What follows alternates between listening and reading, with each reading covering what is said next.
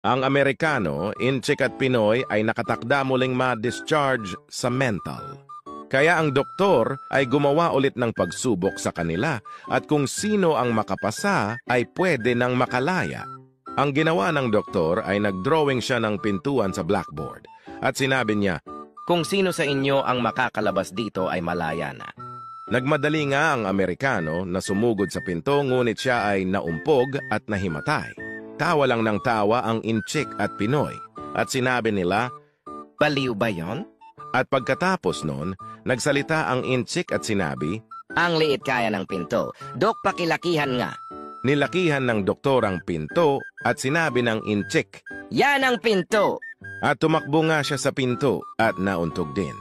Napansin ng doktor na tawa lang ng tawa ang Pinoy. Mukhang magaling na to ah. Kaya nilapitan niya ito at tinanong, Bakit ka tawa ng tawa? sagot ng Pinoy. Ang tanga kasi nilang dalawa, nasa akin yung susi.